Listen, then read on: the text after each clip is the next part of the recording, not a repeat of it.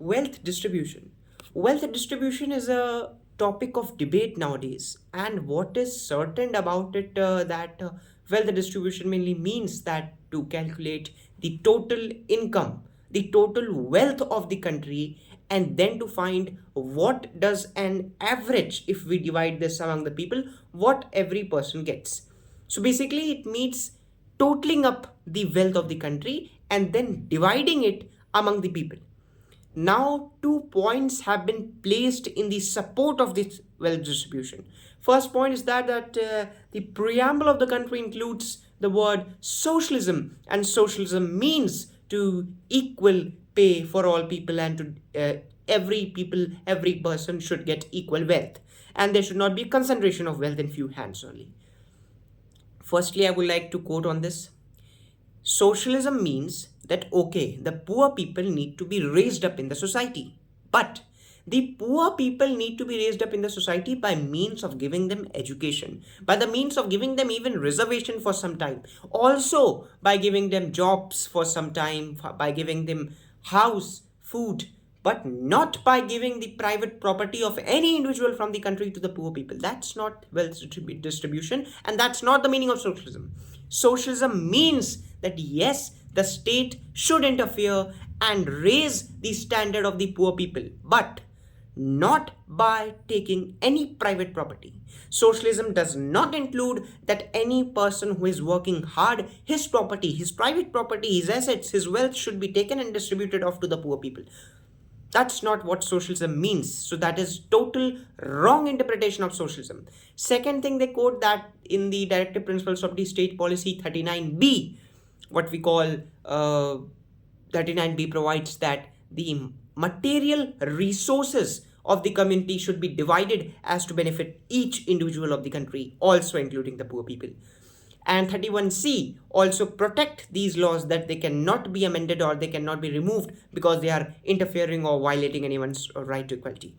Firstly, I would like to tell the directive principles on which they are arguing. The directive principles have been taken from the Ireland Constitution.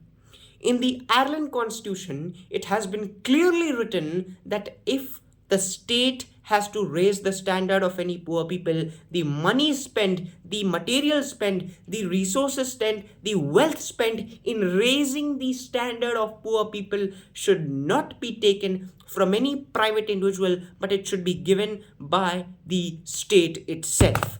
Secondly, I would like to also talk to you about, in that it is also written, the state in the Irish constitution, from where it is taken, that if a state is taking the private property of a private individual, then state can take the private property of an individual in certain cases, but in any case, not in any case, the state shall not have the right to to refuse to give compensation.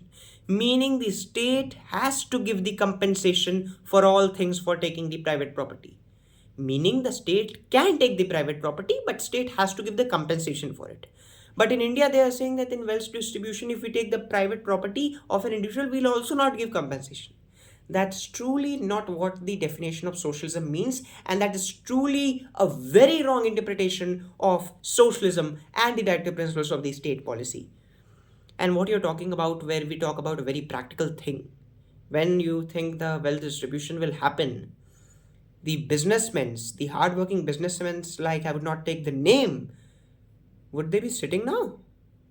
Wouldn't be sitting now that yes, okay, do wealth distribution, take our wealth and distribute.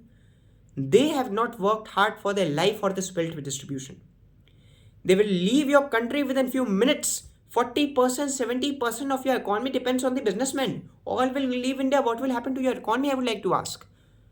Your economy will be shattered into pieces.